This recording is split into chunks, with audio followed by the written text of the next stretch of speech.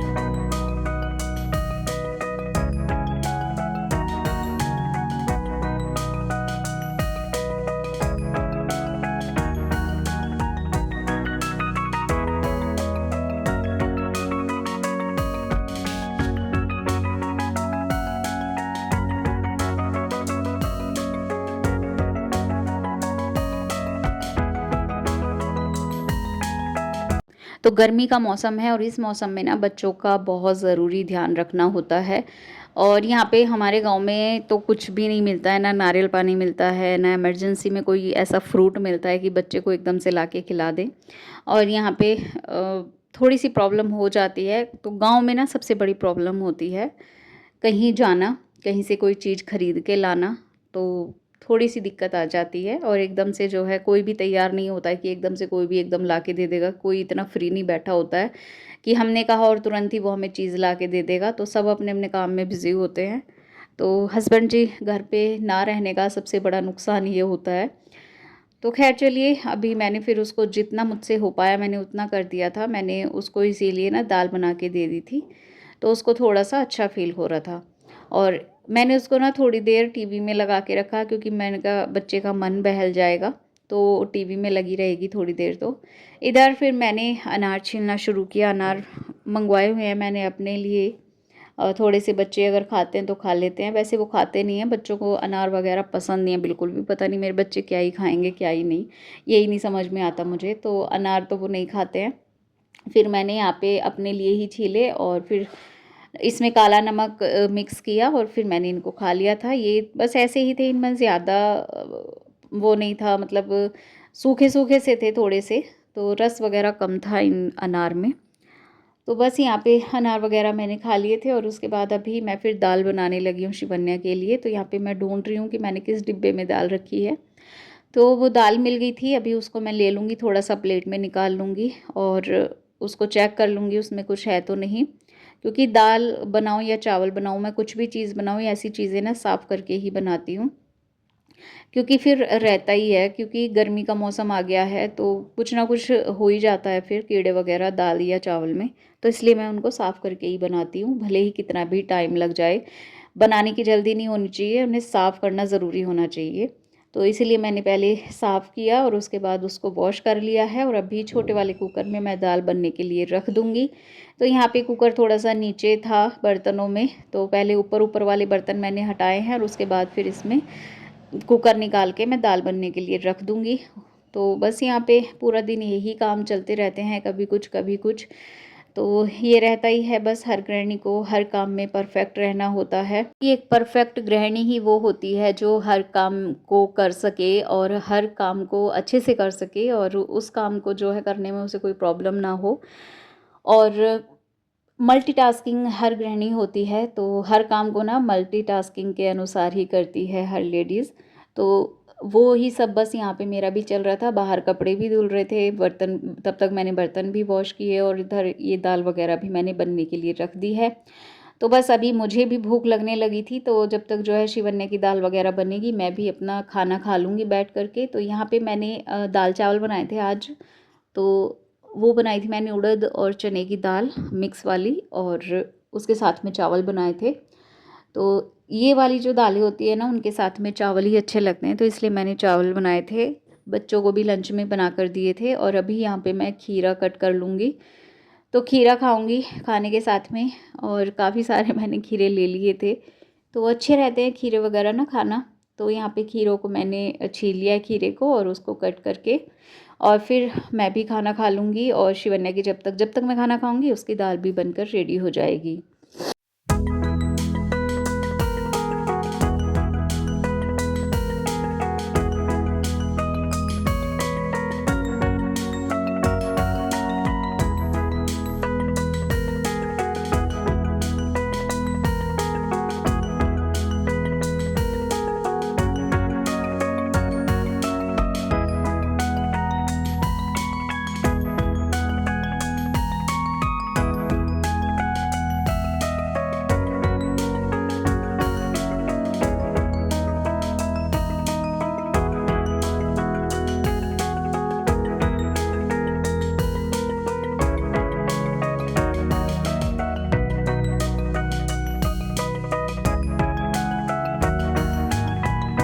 तो बस खाना मैंने खा लिया है और इधर ये जो सूट है ना, इसको अभी मैं प्रेस कर लूँगी, क्योंकि क्या हुआ कि ये वाला जो सूट मैंने जब बनाया था ना, और इसको 1 साल से भी ज़्यादा हो गया बनाए हुए, शायद 1 साल तो हो ही गया।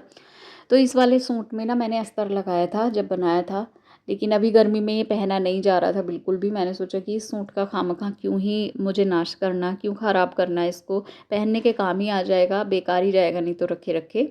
फिर मैंने ना इसको पूरा खोल लिया, इसकी स्लीव्स निकाल ली और इसको पूरा खोलने के बाद साइडों से, तो फिर इसका मैंने तो इस पे फिर मैंने प्रेस की, क्योंकि ये मतलब वैसा हो रहा था ना, बेकार हो रहा था सिलाई वगैरह जहाँ पे लगी हुई थी, तो इसलिए इसको अच्छे से मैंने प्रेस किया जिससे कि ये पूरी तरह से सीधा हो जाए और मतलब बिल्कुल भी इसको कटिंग करने में, स्टिचिंग करने में प्रॉब्लम ना आए। तो मैंने यहाँ पे इस पर प्रेस करके और अभी इसको मैं बनाने लगी हूँ। तो जो इसका गला था ना पीछे वाला, वो कॉलर वाला गला था, तो वो गला मैंने निकाल दिया है, जो कॉलर लगा हुआ था वो निकाल दिया, और इसका जो पीछे का गला है उसको मैं थोड़ा सा बड़ा बनाऊंगी, यानी कि 8 इंच का मैंने गला बनाया है। और अस्तर भी मैंने इसका निकाल दिया था, तो अस्तर तो पूरा खोलने के बाद ही निकलता, पूरा इसकी सिलाई वगैरह निकालने के बाद तभी अस्तर इसमें से निकाला था। तो इसीलिए मैंने ये सारा खोल के दोबारा से ही सिला था और यहाँ पे इसके गले की कटिंग कर ली है। तो बस ऐसे ही सिंपल जो पट्टी लगती है गले में पीछे की साइड, वही वाली लगाऊंगी। और कपड़ा तो था नहीं इस वाले सूट का बचा हुआ, जो अस्तर से कपड़ा निकला है ना, उसी का मैं पट्टी निकाल लूँगी, उसी में से पट्टी निकाल के इसके गले में अटैच कर दूँगी। तो कोई दिक्कत नहीं होगी फिर। और क्या करूँगी मैं इस वाले जो गले में ना इसको मैं तुरपाई वाला नहीं रखूँगी, सिलाई वाला ही रखूँगी। इस पे मैं सिलाई ही लगाऊँगी। तो तुरपाई वाला रख के थोड़ा-सा ये हो जाता है कि तुरपाई खुल जाएगी या कपड़ा बेकार हो जाएगा, ये अस्तर वाला जो मैं पट्टी लगा रही हूँ ये ख़राब हो जाएगा या फट जाएगा। तो सिलाई लगाने के बाद ना ऐसी कोई दिक्कत नहीं रहेगी, इसीलिए पूरा गला मैं सिलाई का ही बनाने वाली हूँ। तो उरेब में मैंने यहाँ पे पट्टी कट कर ली है और बच्चे स्कूल से आ गए थे तो बस चारों तरफ अब ये दौड़ भाग करते रहेंगे। तो यहाँ पे ये पूरी पट्टी ही कट चुकी है, तो मैं उसको चेक कर रही थी कि पूरी ये आ जाएगी या नहीं, नहीं तो मुझे फिर थोड़ी सी और एक्स्ट्रा काटनी पड़ेगी। तो जब मैंने इसको मिला के देखा तो ये फिर ठीक बैठी थी, बिल्कुल आ गई थी अच्छे से। तो बस यहाँ पे अभी मैं बैठ गई हूँ सिलाई करने के लिए और इसमें गले में वो पट्टी अटैच कर दूँगी। तो बस ये छोटे मोटे काम जो होते हैं वो घर पे मैं कर लेती हूँ, ऐसा नहीं है कि छोटी मोटी चीज़ों के लिए एकदम से भागो टेलर के पास। हाँ, थोड़ा ये हो जाता है कि जैसे नायलॉन वाले कपड़े होते हैं ना, जो लोवर होते हैं रेडीमेड नायलॉन के जो होते हैं, तो उन पे ना हमारी मशीन नहीं चलती है। तो उसके लिए टेलर के पास थोड़ा-सा जाना पड़ जाता है। जैसे वो मैं नाइट सूट अगर मैंने लिया है तो वो थोड़ा-सा लॉन्ग होता है लोवर, तो उसको नीचे से कट करवाने के लिए मुझे टेलर के पास जाना पड़ा था।